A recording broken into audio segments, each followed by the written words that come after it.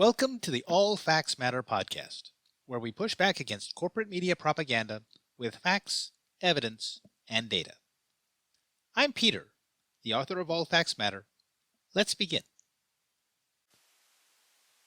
One way or another, Germany is on the cusp of a fairly substantial transformation.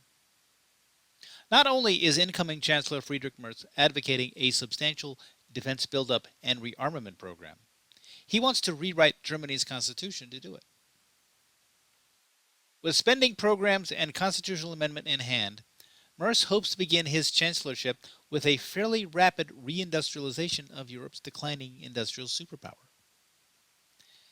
At the levels of spending being contemplated, Germany's pivot on spending promises to have significant ramifications, not just for the German, but also for the European economy.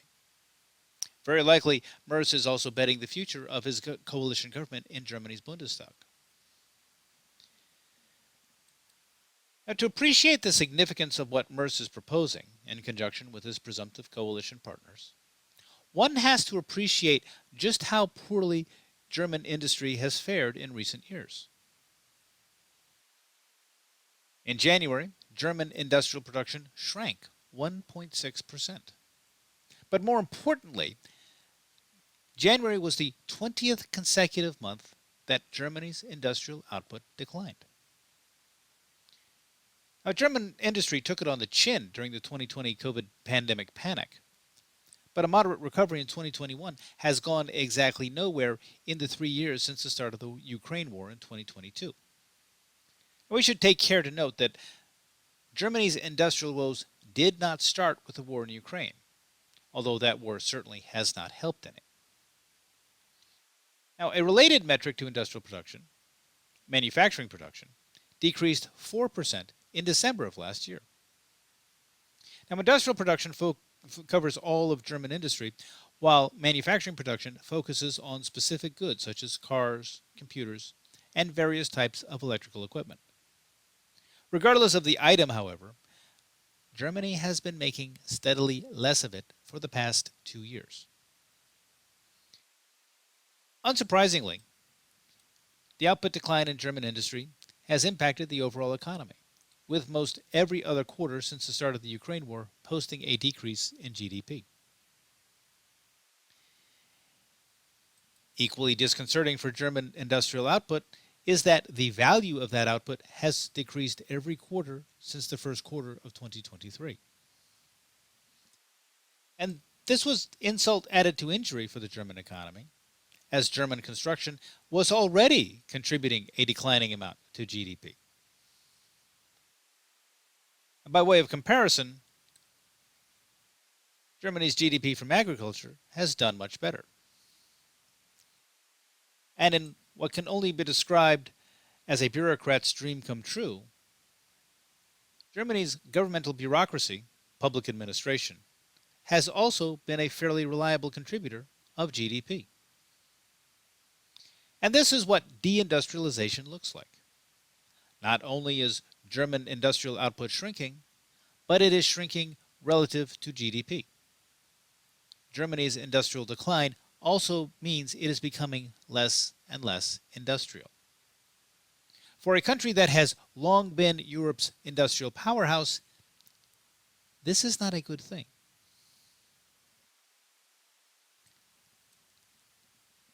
And these are the metrics that Friederich Merz has pledged to reverse, and to do whatever it takes to fulfill that pledge.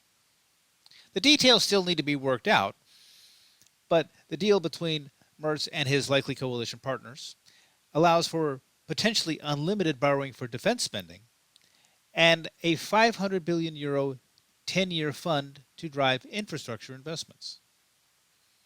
Moreover, the plan could provide up to 1 trillion of additional borrowing over the next decade, a sum that represents more than a fifth of Germany's entire economic output. Now, 1 trillion euro of new borrowing over 10 years is a tremendous amount of debt. But in and of itself, it is a fairly unremarkable and doctrinaire Keynesian approach to economic stimulus. However, two aspects of Germany's proposed spending are remarkable. First, there is that heavy component of defense spending, to which Merz is also applying the whatever it takes mantra. Now, this defense spending is coming about as a result of recent conflicts between the United States and the European members of the North Atlantic Alliance, arising over disputes regarding the war in Ukraine. Now, not coincidentally, German defense industry companies have seen their stock valuation rise as Merz has ratcheted up the defense rhetoric. But the other noteworthy aspect of this proposed spending initiative is that Germany has to amend its constitution to initiate it.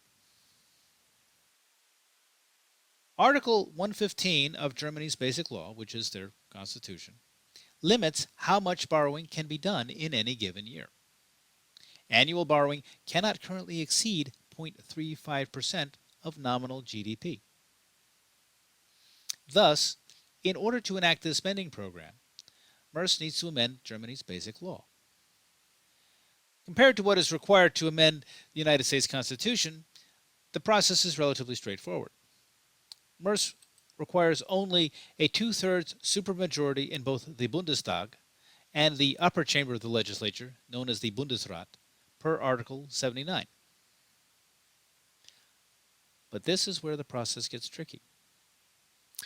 Merz's CDU party and his coalition partners, the Social Democrats, can get the requisite two-thirds vote if they can secure the support of the Green Party, who support amending the so-called debt brake provision of the Constitution as a matter of policy. And if they can get the votes done before the new Bundestag session is seated on March the 25th. In other words, the parties whom the voters largely rejected at the polls last month are about to rewrite Germany's spending constraints and constitution to their liking after losing the election. Already, the far-left Die Linke party has promised a legal challenge should the amending legislation be passed prior to the new Bundestag being seated. As of this podcast, it is still uncertain if the Greens will back the amendment, and if they do not, the amendment will likely not reach the two-thirds vote threshold, which would imperil the entire spending proposal. Now, one aspect of Merz's proposals that has not been explored by corporate media is the impact a surge of government spending will have on inflation. Amazingly, the assessment of corporate media is that Germany's spending plan might have knock-on effects for the European Central Bank. According to Cyrus de la Rubia, chief economist at Hamburg Commercial Bank, the ECB will have to take into account that inflationary pressure will rise again as a result of the planned expansionary fiscal policy in Germany. Now let us be clear. The German government spending up to €1 trillion over the next decade, particularly to the degree it is spent on defense procurement, is going to push up inflation, at least in Germany. Inflation is what will be rising, not inflationary pressure. This will be a significant consequence of the proposed spending, in large part because Germany, even after the start of the war in Ukraine, has managed to retain one of the lower inflation rates in Europe. Despite the dislocation from sanctions, Germany's inflation rate is now lower than it was at the start of the war in Ukraine. And even month-on-month inflation has been lower after the start of the war than before. Core inflation stabilized at around the same level it had been at before the war broke out. And despite losing access to cheap Russian energy exports as a result of sanctions, Germany has actually been experiencing energy price deflation recently.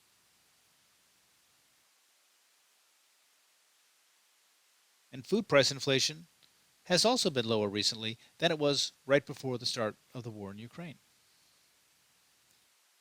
Now, a surge of government spending, particularly on manufactured and industrial items, is going to roil consumer prices to a significant degree.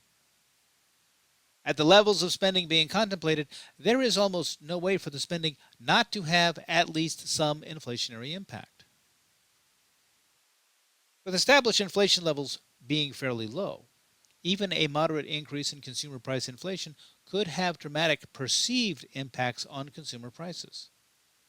When inflation is at 2.3%, a rise to 4% looks much more impactful than a rise to 6% inflation from 4%. Now, that Germany does not control its own money supply, that being handled by the ECB, makes contending with these inflationary impacts of a surge in spending structurally more challenging for Germany. The Bundesbank cannot simply soak up any excess liquidity. Thus, the question will need to be asked, how will Merz temper the spending to mitigate or eliminate its inflationary impacts? And that will not have a straightforward answer because, in a manner of thinking reminiscent of Abenomics in Japan a decade ago, a primary selling point of the new spending initiative is that it is large. There will be a lot of spending, and it will be used to buy a lot of tanks, a lot of weapons, and a lot of bullets. It will inject money into the economy even as it takes resources out, and thus it will cause prices to rise. Mark my words, if this spending program gets through the Bundestag, there will be inflation. The only operative question is going to be how much. Abenomics is an imperfect analogy, as Germany's use of the euro currency takes monetary stimulus off the table. The monetary aspects of the stimulus package are by default offloaded to the European Central Bank and will thus reverberate across the continent. However, there is no denying that the spending package itself is intended to be large and impactful. Berenberg economist Holger Schmeiding compared it to a really big bazooka. Now, according to the German polling firm INSA, just under half of all Germans support the idea of revising the debt brake amendment in the Constitution to allow for greater government spending and for greater debt levels to sustain the greater government spending. Constitutional issues aside, however, one of the many unanswered questions swirling around the spending proposals is, how strong is the market for additional German debt? What rate of interest will be needed to ensure a ready market for the new debt issuances? That answer, of course, is unknowable. But the basic prognosis is that interest rates would have to rise. Now, given that Germany has historically had one of Europe's lower interest rates, and thus the debt service cost on German bonds is systemically lower than for the sovereign debt of other leading countries in Europe, even a seemingly small rise in interest rates is going to have a large impact on debt service costs.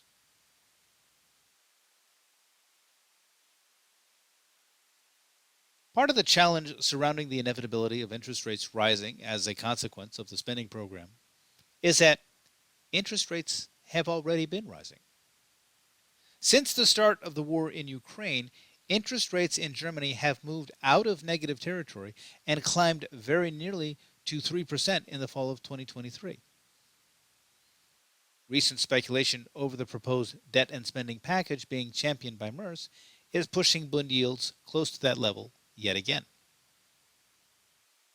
And as we saw in the fall of 2022, when the Bank of England had to intervene to stop yields on British gilts from rising too high too fast, rising interest rates can precipitate a liquidity crisis. Rising interest rates were the catalyst which roiled a number of U.S. banking concerns in the spring of 2023. We remember how Silvergate Capital and Silicon Valley Bank unfolded. If interest rates rise too far and too fast, Germany's banks could end up in rough waters.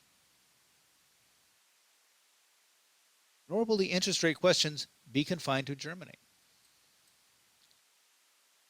Because Germany has one of the lowest interest rates within the Eurozone, other countries' sovereign debt is often more attractive because it offers greater yield. Italy and France, for example, offer a full percentage point worth of interest premium above Germany in order to compete with German bunds.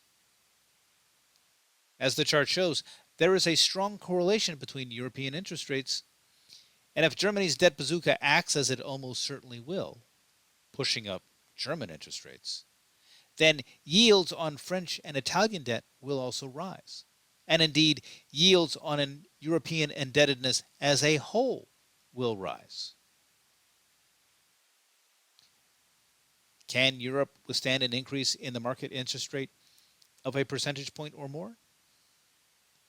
More precisely, can European banks and investment funds avoid a liquidity crisis from a rapid rise in debt yields?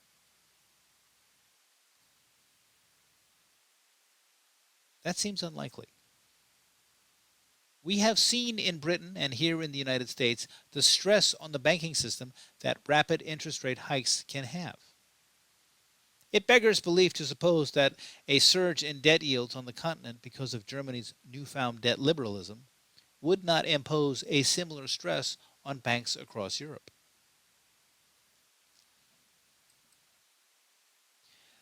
The 64,000 euro question in all of this, of course, is will it work? Will Friederich Merz succeed in getting Germany's basic law amended to allow for greater levels of debt spending, particularly in areas of defense?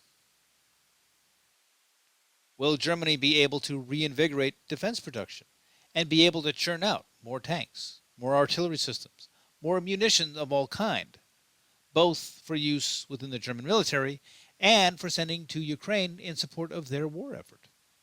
Assuming, of course, that the recent ceasefire proposal proffered by the United States, to which Ukraine has agreed, does not take hold or does not last. The first question is by far the most immediate and therefore the most relevant. Now, in addition to the likely challenge to Merz's constitutional amendment promised by Die Linke, the far-right party and rising Bundestag power broker Alternative for Deutschland is also promising challenges to the constitutionality of Merz's manipulation of the lame duck session of the Bundestag, as AfD spokesman Jan Wenzel Schmidt affirmed in a recent interview with the Asia Times. Now, if Merz is unable to get the debt brake amendment through the legislature during the lame duck session, it is unclear what will happen to either the amendment or the spending package in the new legislative session. What is certain is the new legislative session, together, Die Linke and AfD are large enough to block any constitutional amendment. Even if Merz gets a date break amendment passed, and then the spending bill passed, it is by no means certain that the spending will have the desired effects. German industry has been in a tailspin for at least the past 3 years. And Germany's cutting themselves off from Russian oil and Russian natural gas via sanctions on Russia has not been kind to a number of German firms. A question I posed in the fall of 2022, will Europe de-industrialize, has largely been answered. Yes. With this debt and spending proposal, Germany aims to reverse this decline. Certainly, defense spending is one of the more reliable ways a government can stimulate the national economy, particularly in a country with a mature industrial sector such as Germany. However, the challenges to German industry are not alleviated merely by the commitments of more spending by the government. The loss of Russian energy sources has been a burden for German industry, and as a consequence, many German firms have relocated their factories and production lines out of Germany and even out of Europe. Plants which were shuttered more than 2 years ago are not going to be easily reopened, and building new production capacity will take time. Thus far, corporate media has been quite receptive to Germany's proposed debt bazooka, as has the German public. It is not hard to understand why. The economic data of the past few years makes plain that Germany needs to change its economic course, and quickly. However, there is no getting around the reality that Germany may not get to fire that bazooka. And even if it does, no guarantee that it will be able to hit the target. What happens to the Merz government in that worst case scenario is an unknown, of course. But it is difficult to fathom an outcome to that scenario where Merz and his coalition are around for very long if the debt bazooka does fail. And that concludes this presentation. I hope you found this podcast helpful and informative. Please like it and share this with your friends. Word of mouth is how I publicize my work. Please also consider making a one-time donation or becoming a paid subscriber to All Facts Matter. Your support is what keeps this work going, and I greatly appreciate all of my subscribers. Without you, this work would have no meaning. I encourage everyone to be especially generous with feedback. Leave a word or two in the comment section so that we can keep the discussion going and that we may learn from each other. Thank you all for listening, and have a nice day.